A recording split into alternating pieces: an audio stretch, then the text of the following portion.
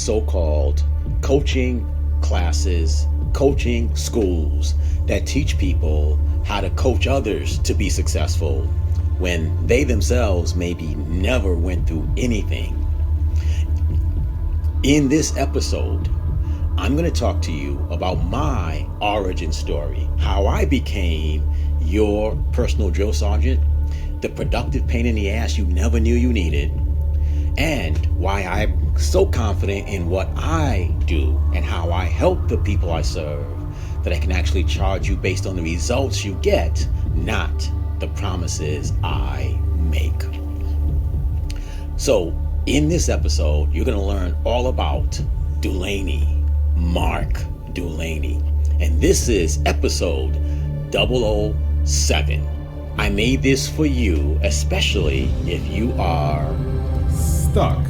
A Dulaneyism that describes you if you're frustrated because your results do not match your talents and abilities. You, my friend, are stuck if you know what you want. You know what to do to get what you want. And you have what it takes to get what you want.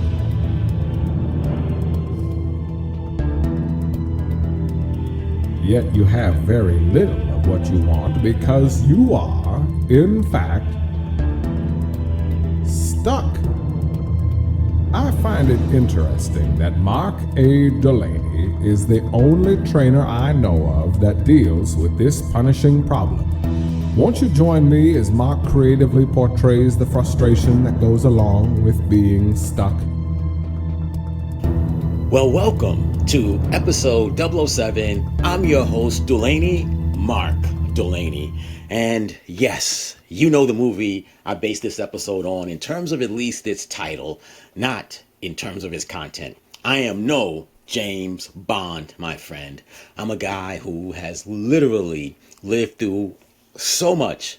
And I'm going to share with you how the good, the bad, and the ugly has helped to make me the person with the life I've lived, and the seminal event that absolutely seemed like terrible things that actually made me bigger, better, badder, bolder, and the person that's making this podcast right now. So what I want you to do right now is listen to how I compare the things that I teach you, things like fear versus love, versions 1, 2, and 3, things like start from where you are and do it without shame. All those topics covered in previous episodes, the difference between being a victim of your past and being victorious in your future. All those things I'm going to explain as I help you get to know me better as your host.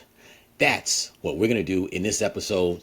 I hope you enjoy it. More importantly, I hope you absolutely learn. So, I want to start by talking to you about the 3 versions of you by explaining to you the 3 versions of me. Like everyone else, I was born ignorant to danger. Like when we're born, we have no concept of danger, of death, of anything. Those are things that we get taught. We get taught to fear. And so like all little boys, like all little babies, I knew nothing, so I tried everything. I was always curious. I had no fear. I'd run, I'd jump, I'd climb, I'd fall, I'd cry a little bit, I'd wipe, and then I'd get back up. I was only stopped by a bigger person who made me stop. And that's where we start to become version 2.0. So for me, one of the events that dramatically shaped my childhood and shaped my life was something I don't remember happening, but I know its impact on me. The earliest that I can remember in my life, I was this little tiny scrawny kid who wore glasses. See, my right eye is bad, meaning I can barely see out of it. If I did not have vision in my left eye, I wouldn't be able to drive or function as a normal adult. I'd be legally blind. So back then, medical science being what it was, they gave me corrective lenses to correct terrible vision. And the other eye, my left eye, I got perfect vision. So I see everything just perfectly. So the doctor prescribed a Coke bottle, the bottom of a Coke bottle in one eye and plain glass in the other. Well, I don't know where you live and how wonderful all the kids are where you live, but you take a kid who's smaller, slim, small, little, and you give him funny looking glasses, he's going to get picked on. And that's what happened to me. Most of my childhood is about bullies and how they treated me and the stuff that I went through, and you get the idea, right? So ultimately, when I think about my version 2.0, it is literally shaped by being fearful, by, early teenage years. All of it was about not being noticed, not expecting anything special. That's my version 2.0.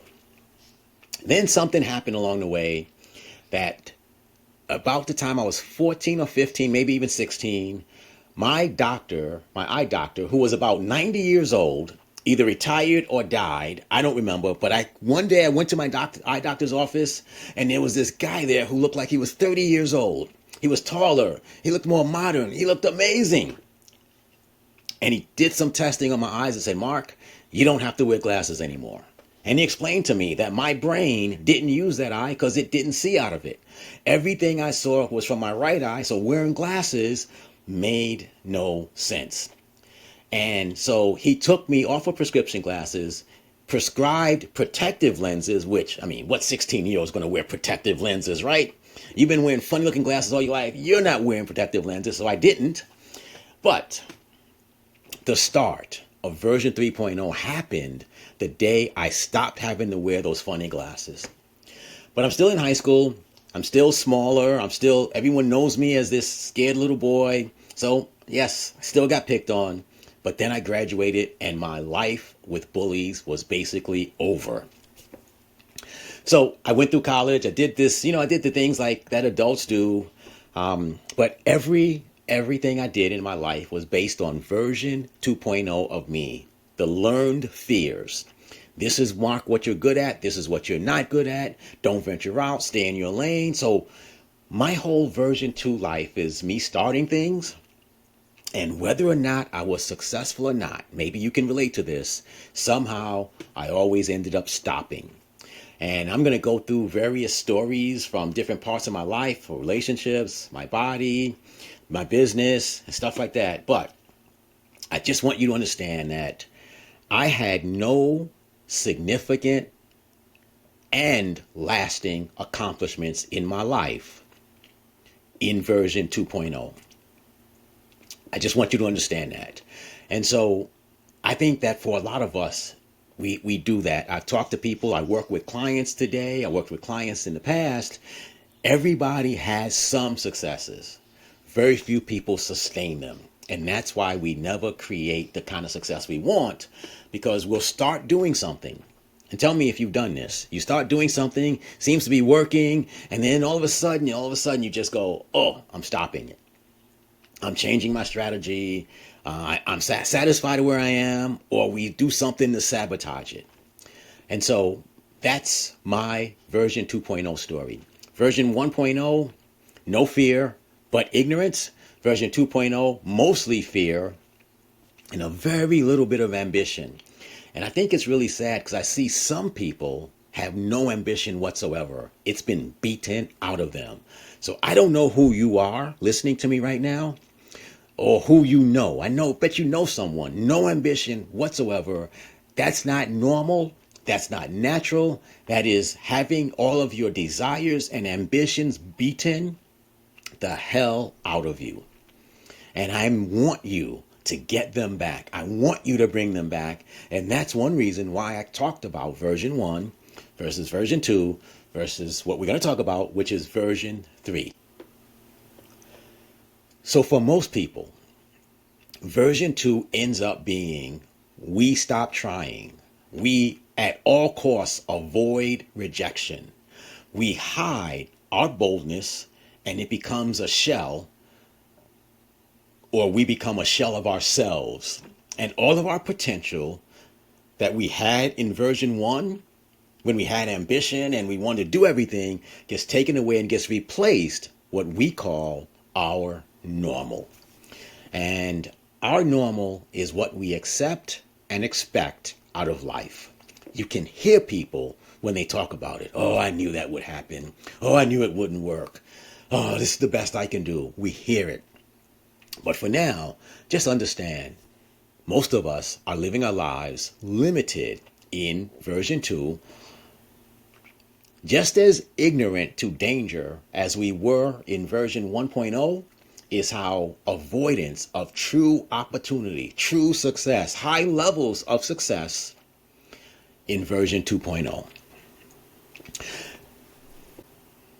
So in my case, version 2 meant that I would wake up one day, I would read a good book, I would listen to a good webinar, seminar, whatever it is. I'd learn something. I'd be, oh my goodness, this is amazing. This is going to change my life. And I would do everything that didn't put me in a position to get rejected. I once wrote a book. I sent and literally wrote and published a book. And I literally, and I'm not kidding you, I literally published it, had it printed, sent an email to 30 people about my new book. Nobody responded. And you know what I did? I started planning the next thing. And I know that I'm not the only one who's done this, because I get it asked a lot from people who say, well, I'm thinking about writing a book. What should I do, Mark? Or I hear someone's writing a book and I give them this advice. So if you're thinking about writing a book or anything significant, I always say this to you. Start building a following. Start posting about your book. Start posting or talking about or doing anything you can to get people who are interested in that topic to know you're writing a book and can learn about your progress, the things that you teach inside the book, so that when the book is published, you have an audience ready to buy from you. Or when the book is published, or let's say you want to get a publisher, you have a better chance of getting a publisher if you got thousands of people who care about your book. That's why former presidents and governors and famous people get offers to write books, while the rest of us have to do our own thing, following. Followings are worth millions. That's why you want to build one before you're writing a book. The best way that I can describe version 2.0 of me, and likely version 2.0 of you, is you kind of know your place. Like whatever that place is, version 2.0 will not try to go beyond that. Like I've heard people say, he or she is too good for me. That is a version 2.0 statement. Or, oh, I'm not cut out for that. Be it sales, be it marketing, be it whatever it is, version 2.0 tells you what you're not cut out for. And so you will do everything up to that limit, that wall that you place on yourself, and then you will shut down. It's happened to me over and over again. I meet people it happens to. I hear someone say, oh, I started this, and this, and then all of a sudden, well, I just stopped it. It didn't work. Well, we don't understand what it takes to be successful. It's never easy. If it was, everyone would do it. If you have a reason why you know you should be doing something and you're not doing it, you're stuck in version 2.0. I tell you this because I don't want you to be like me and have to get cancer to create version 3.0. This is a story about how I went from being version 2.0 Mark Dulaney to being version 3.0 007 Dulaney Mark Dulaney. In the spring, I believe it was May of 2023, while my father was slowly passing away. We didn't know he was passing away, but we know he was deteriorating. He was in a nursing home. He eventually died in September of 2023. But back in May of 2023, I took a standard routine test. My PSA came back 8 when the limit was 4. Anything above 4, they start testing you for prostate cancer. I went through a lot of tests. I don't want to go into all of them, but ultimately, the prostate biopsy is the one I remember the most. It's no fun at all. But ultimately, I got diagnosed with prostate cancer in November of 2023. My treatment started the week before Christmas and went through the end of March. And so prostate treatment is no fun. I got radiation treatment. I chose to hang on to my prostate. I figured if God put it there, it must serve a purpose. I didn't want to be incontinent and impotent for the rest of my life. So I cut my prostate and I went through radiation and testosterone reduction therapy. And while radiation has some effects, testosterone reduction therapy kicked my ass. So version 2.0 went into cancer treatment with an otherwise healthy body. I'll talk about that in coming up. And after the treatment was over, I was starting to get better. And then in August, for some reason, all the cancer treatment symptoms came back. And I literally couldn't drag my butt out of bed most mornings. I had no drive. I had no ambition. I had no power to do the things I did before. And it absolutely wiped me out. And I lost all my clients. I went through all the money that I had saved. I went through everything because when you can't work, bills still come in every month. And medical treatment has expenses to it. So I started driving Uber as a way of surviving financially.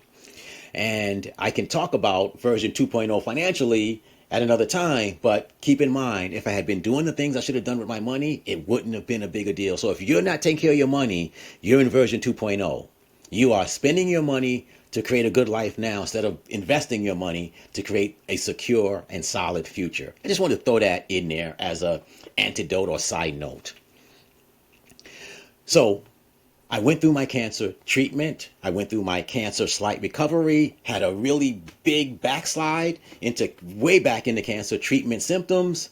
But in December 2025, I had no choice. I declared I am a cancer survivor. I felt proud of that. I'm a survivor. I'm a survivor. No, I don't sound as good as Destiny's Child, I think it was, who made that song. But ultimately speaking, I started 2025 believing I was going to do better because I could claim to be a cancer survivor. But I found myself mentally still being in version 2.0 until the beginning of April when I said, this isn't working. I can't go on living like this. I can't sleep half the day and then still need a nap and then still. So at that point, I just said, that's it. And I said, I'm no longer a cancer survivor. I kicked cancer's ass. And when I did that, I felt instantly different. And it goes a lot to what we're going to talk about in the next episode. What I call the mental problem is our attitude towards the things that we're doing. Version 3.0 is about stopping being a victim like I was of cancer and of that little boy in version 2.0. And I literally self-proclaimed, I am claiming version 3.0.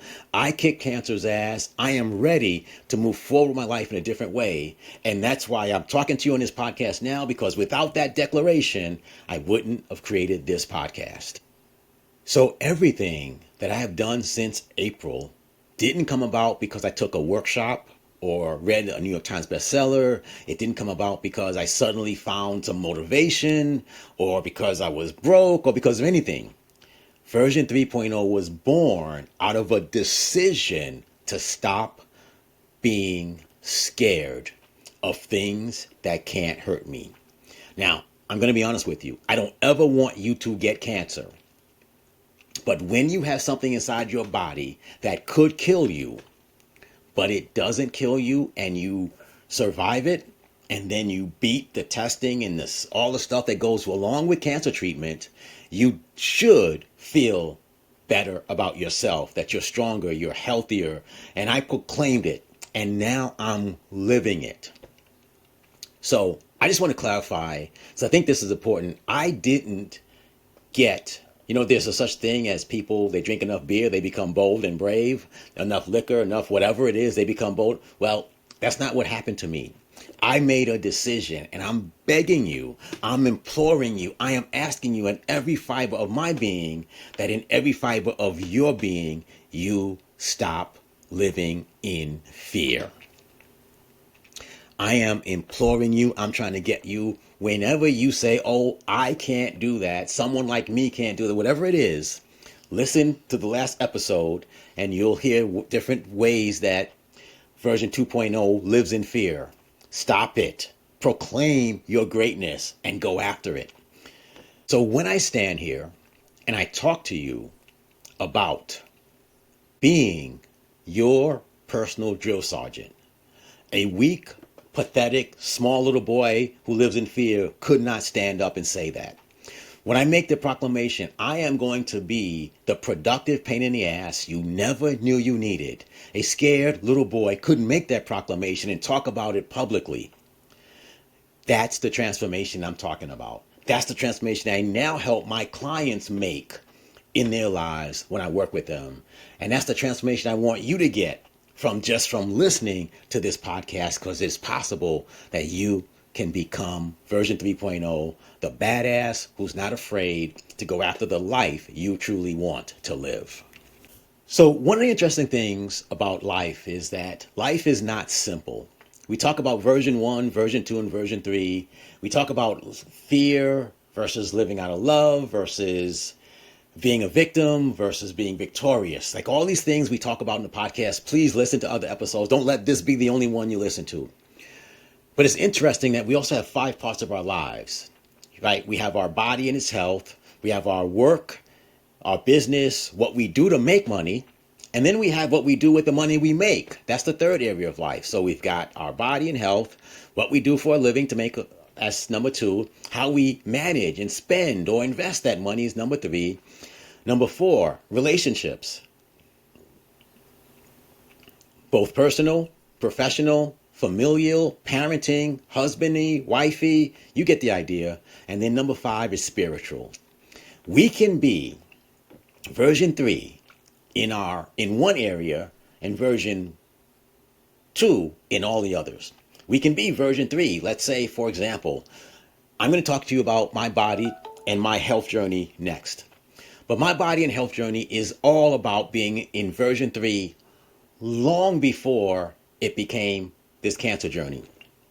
And what I mean by that is when I was in version 2 in the rest of my life, my relationship life, my financial life, I was in version 3 in my body because I took phenomenal care of my body. Before I got cancer, and even till this day, no prescription drugs. I take 0 prescription drugs because I'm that healthy. At 64 years old and at 63 before cancer, I could run for miles. It's just that before cancer, I could run for more miles and run those miles faster. I can get on a chin-up bar when sufficiently warmed up and do double-digit chin-ups without coming off the bar, without pausing, very easily. No big deal. I can get down on the floor, maybe with a break or 2, and do 100 push-ups. I can run for miles because in my mind, I was always version 3.0 with my body, while I was version 2.0 with every other part of my life. That's an interesting thing. So what I want you to do, why do I start every client I work with, I start with a health journey. Because our body is the one thing we have total control over. If you really want to build strength, I'm not talking about physical strength, mental and emotional strength, do the one thing you have complete control over. You can eat better, you can start exercising, you control what goes in your body, and you control how much calories you burn by you. You have total control. Nobody can tell you what to do. Nobody can stop you. And that's how I lived my life throughout my life. I've always been healthier. I've always been faster. I've always been stronger than people my size and my age. And now I'm probably stronger and faster than most people of any age because I take care of my body and I want you to do the same. I want you to think about everything you just learned about living in fear, version 2.0, being a victim, and I want you to multiply it by 2, because that's what happens in relationships. You have your version 2 with your fears, your doubts, your hesitations. You're feeling like a victim, maybe a relationship victim, and so does everybody else you date. And so it's a miracle any 2 people last a long time and are happy. But my story is really interesting because my first girlfriend was introduced to me by my best friend at the time. His name was Earl. Her name was Laura. Earl was dating Laura's best friend, whose name was Michelle. And Earl introduced me to Laura. And then Earl and Laura proceeded to cheat on me with each other and cheat on Michelle with each other. And so that was one of my first introductions to relationships and best friends. And then my second girlfriend, well, because I didn't know really how to be a boyfriend, I didn't know romance, or just a 17, 18-year-old kid. She ended up leaving me because I wasn't really romantic enough. And well, you make it to age 33 and you're single, you're going to have some baggage. And I got to confess something. I wasn't the best of boyfriends. I wasn't always faithful. Like, there's a lot of stuff with immaturity with men in their 20s. And I had them all. But I turned 33 and I started thinking to myself, I'm getting older. Back then, fertility wasn't what it seems to be today. Women weren't having babies at 36. And I thought to myself, I need to get married because I want to have children. The ultimate fear-based strategy starts with, I have to do something, because when you have to do something, you're acting out of fear. You're acting as a victim of something. And so I married a woman who also had her version 2.0, her fears, her this, that, and the other. And I won't get into hers because it's not my place to talk about her. But it is my place to talk about what I brought to the marriage, which was, I want to get married because I want to have children, and I almost didn't care who I married. I remember standing at the altar thinking, or leading up to the day of the wedding, thinking this is not going to work. There's no way this is going to work, but you can't stop now, right? Anyway, it didn't work. But she had a son when I met her, and we had a daughter together, and they were beautiful. And for 9.5 years, we were a pretty cohesive family in public. Needless to say, it didn't work out. We got divorced. So then I moved on, and I actually, through a relationship, became saved, became a Christian, gave my life to Christ. I'll talk about that later. But then I had a different kind of fear, the fear of going to hell for being in sexual relationships outside of marriage. And so circumstances led me to a woman who became my second wife, and I married her. Not so much, well, I did love her, but that's not why I married her. I married her because I didn't want to have sex out of wedlock anymore. And, to some of you who are not Christian, that sounds weird. I get it. But fear of going to hell made me want to get married to Cheryl specifically. Another 9.5 years. So 2 marriages, 9.5 years each. And I brought a lot of baggage, which we're talking about now, version 2.0. They brought their own baggage. They all had broken hearts and stuff. It's a miracle any relationship lasts. I'll just say it that way. The bottom line is, if you don't go into a relationship seeking to be victorious, and if you don't marry someone who's going into the marriage seeking to be victorious, if either of you have fears, either of you are acting out of being a victim of past relationships, yes, you're just not going to be happy. So if I could give you any marital advice, it isn't the techniques that people use to, calm other people down. It's not how loving you are. It is, are you acting out of love, or are you acting out of fear? Are you getting married to be victorious in your future?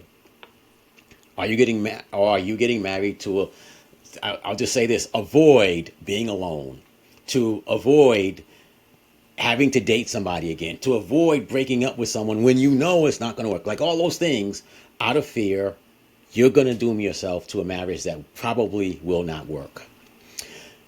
So Let's flash forward to October 1st, 2023. And after a weekend of, just acting a fool, doing silly stuff, all that stuff that happens, I woke up Sunday morning on October 1st, 2023, and I was driving to church. And I prayed, literally speaking, I prayed, Lord, I don't want to live like this anymore. I want a woman in my life that I can spend the rest of my life with. I want this, I want that, I want her to be. Please bring her to me. And literally, at church, that was the first Sunday of the month. We do communion at 10:15. I got there was no communion. And I had a friend at church named Arthur.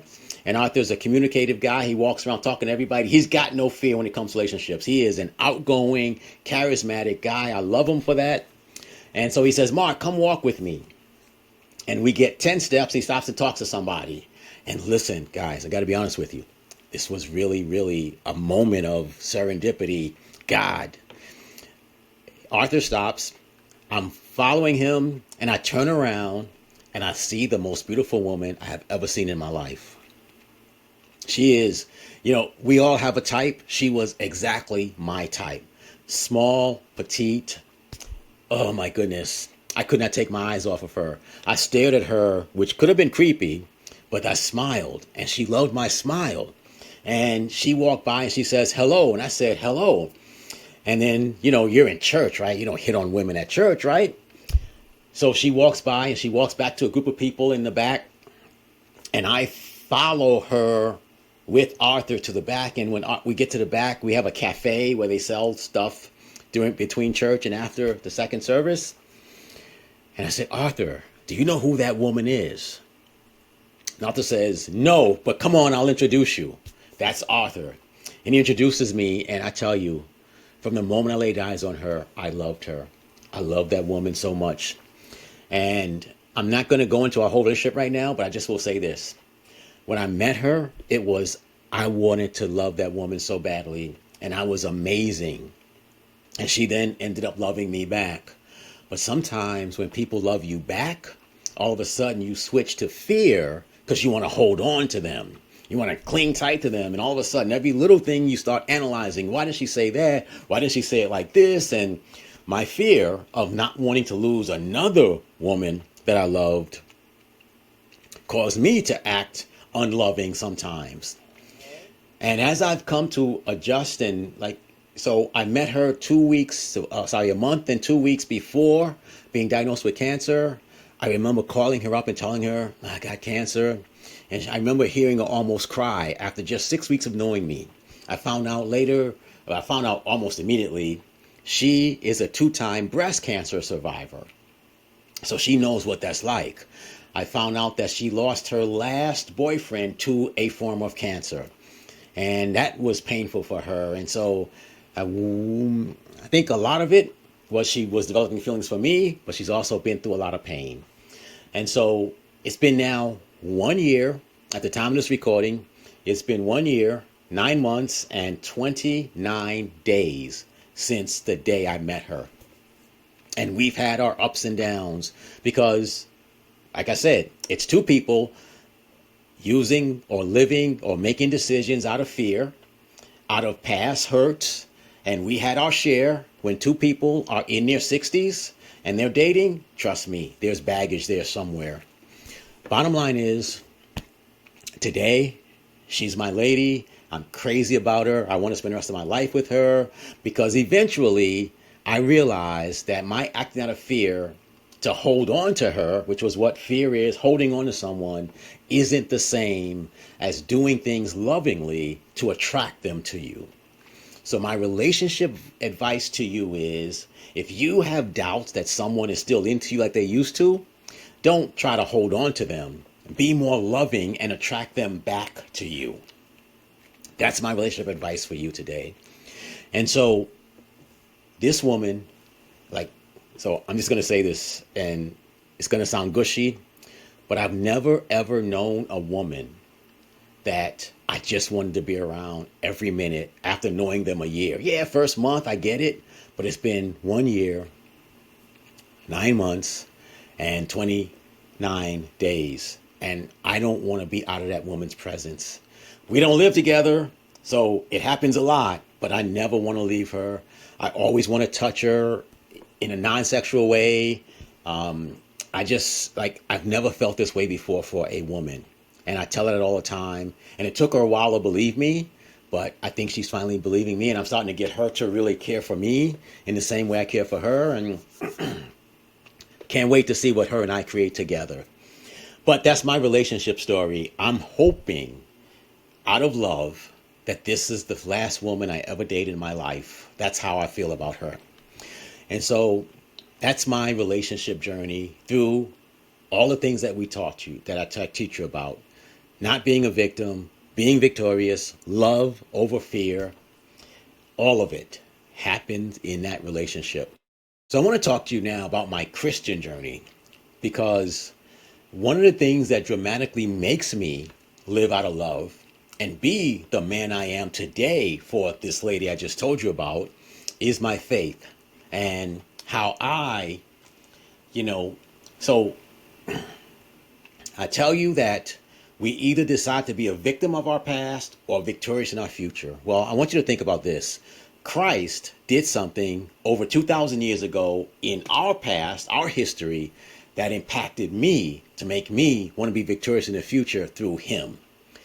All religions have the same thing. Something happened to some figure in history that causes people to act a certain way for a reward in the future. Every religion is different. I can't speak to anyone but mine. But in Christianity, it's eternity in heaven with Christ. And it's really a lot of better ways of living today. I believe with all my heart that on October 1st, 2023, when I was praying, driving to church that morning, God was working it out that I would meet her that day. Because too many things happen as a coincidence for it just to be random chance. Believe it or not, that's your choice. I believe it. I'm sticking with it. I had a prayer answered. And I can say that I'm a different man. I see sex differently. I see relationships differently.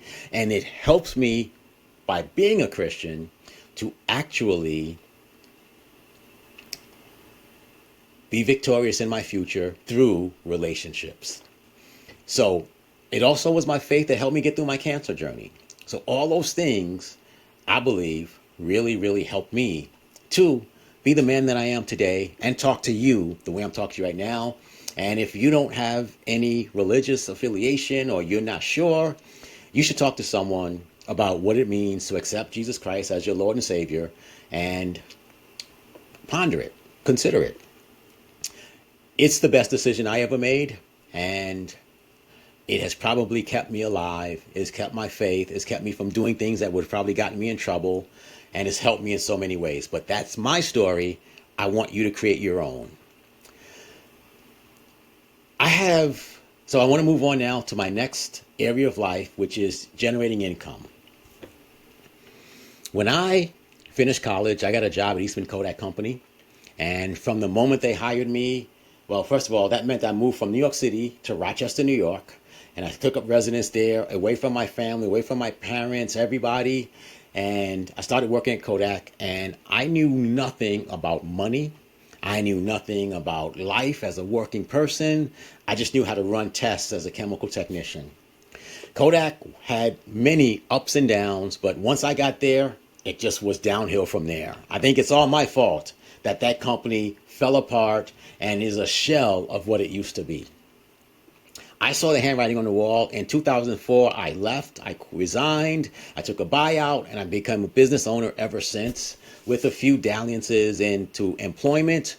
The bottom line is, my business history pre-cancer was start something, grow it, make some money, have some fun, and then I would stop doing what I did to grow it. That's version 2.0.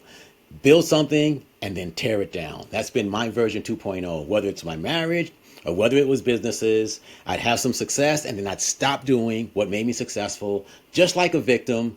And all of a sudden I found myself starting all over again. And that's the summary of my business. I have literally written books, published the book, and then sent out 20, 30, maybe 50 emails to people I knew. Hey, I wrote this book. Why don't you buy it? And when nobody responded, I would start writing another book or look for another project. Out of fear, so let me say it this way. There is nothing more peaceful and relaxing and secure than spending your day at a desk and a computer writing a book. Nothing. There's nothing more secure than writing a book. The problem is, writing a book is the easiest thing in the world to do. Selling a book, making your book profitable, making your book make you money, impact your life, that's the hard part. And you can't do that without a following. And yet, right now, I promise you, there's thousands of people, I want to write a book. I want to write a book. It's an easy way to make a lot of money. Writing a book is easy. Making money from your book requires someone to sell your book to. Does that make sense? If you don't have anyone to sell your book to, you're just making expenses. Think about that. That's my business pre-cancer journey. I've done it over and over again. I know firsthand. So I want to talk about my life after cancer, both in terms of, especially in terms of my business and how I'm different now. So in January 2025, I'm through with my cancer treatment from the spring of 2024. I was getting better, then had to relapse in August. For some reason, all my symptoms came back and they slowly dissipated from August through the end of the year. And in January of 2025, I said, okay, I got to do better. I can't live like this anymore. During my cancer treatment, I lost all my clients, at least all my major clients. I had no drive to find more. I lost the clients because I had no drive to challenge them on what they do and how to do it and stuff like that. And so in 2025, I literally started all over in life financially again.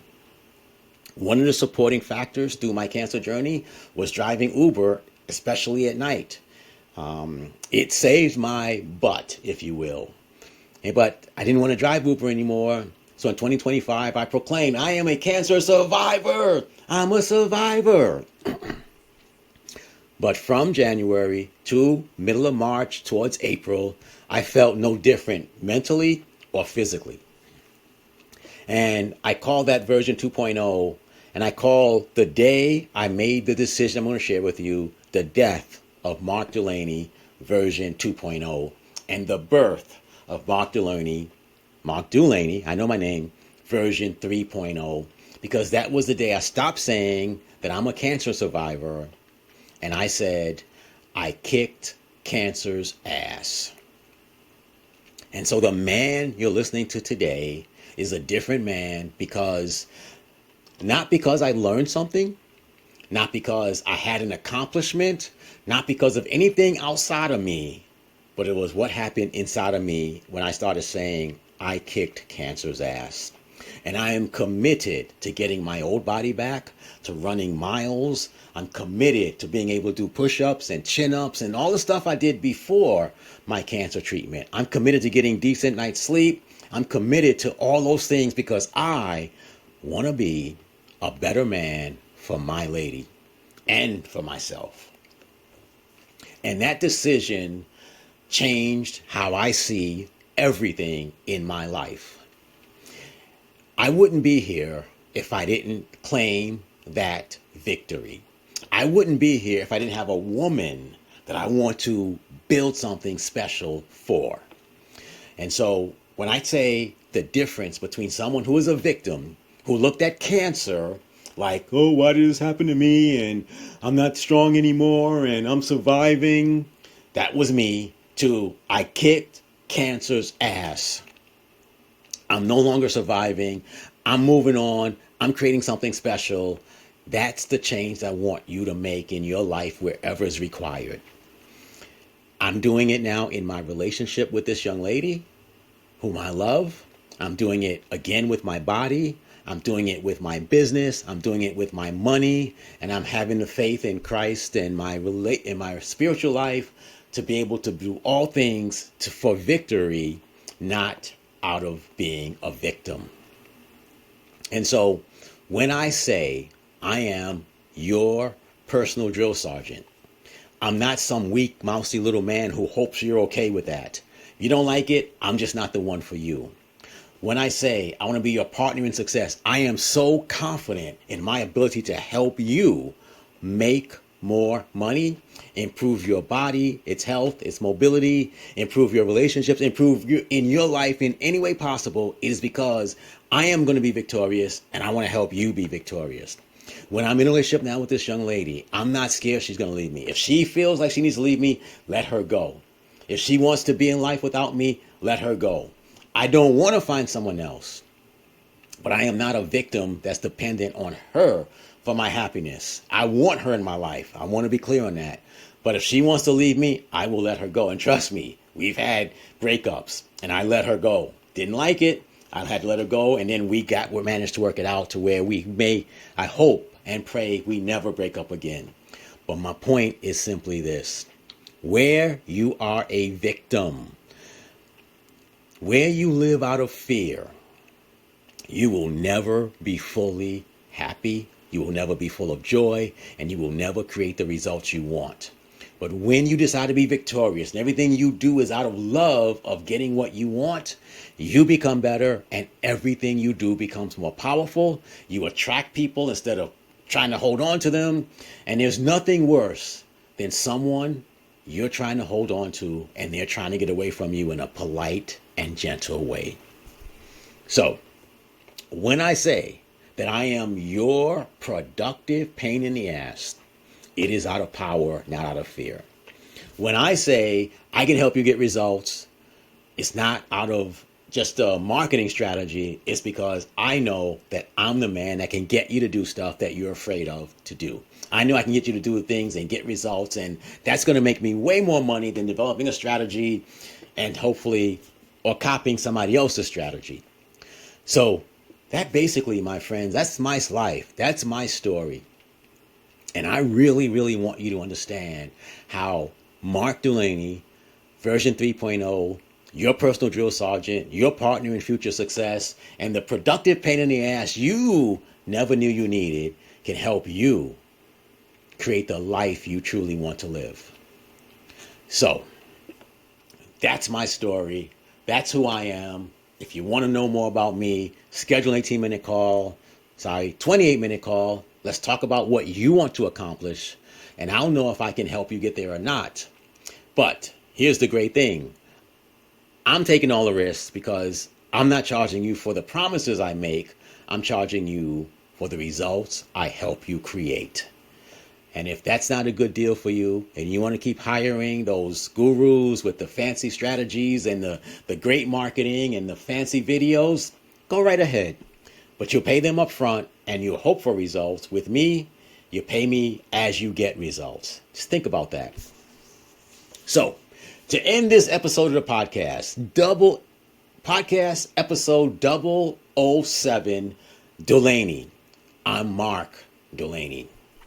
If you're still stuck in version 2.0, if you're enduring your problems and thinking that makes you stronger, if you've been playing small in your body, your income, your relationships, and in your faith, then this is your wake-up call. I made this episode to tell you about my journey and to help you understand the power of claiming a victorious life over living as a victim. I'm not your coach. I'm not your therapist. I'm not a motivational speaker. I'm not anything. I'm a drill sergeant, and I get people to do what will make them successful. I am the productive pain in the ass that won't let you just skate by a day without doing something to make your life more successful. And that's why I'm confident that I tell you, don't pay for my promises, pay me for your results. If that sounds good to you, visit my Calendly link, which is in the show notes of this episode. Schedule an appointment, 28 minutes. Let's have a conversation about the life you want to create. And I'll show you why I'm the best qualified person maybe on the planet to help you get there. Let's talk, let's work, and let's make your future stronger than your past. This is the end of The Cure for the Common Struggle, episode 007 with your host, Dulaney, Mark Dulaney. In the next episode, we're going to talk about mental problems. And I'm going to give you 3 very specific mental ways to solve the reasons that maybe you don't act as powerfully and as boldly as you do. But none of that matters if you don't get the idea of claiming that you're going to live victoriously in the future. I'm going to give you mindsets to solidify your victory and help you move forward. And then in 2 weeks, we're going to talk about method problems and how you're doing the wrong things. You're doing too little of the right things. You're doing nothing. And that's why you're not getting results. So when you choose to live victoriously and you develop the right mental outlook, it leads to better choices, actions, words, and questions that put you in a position to create the life you truly want to live. And that is my business model. That's how I help the people I serve. And that's how I want to help you become the biggest, baddest, boldest. Mother starts with F, rhymes with duck, and ends in ing on the planet. We'll see you in episode 8.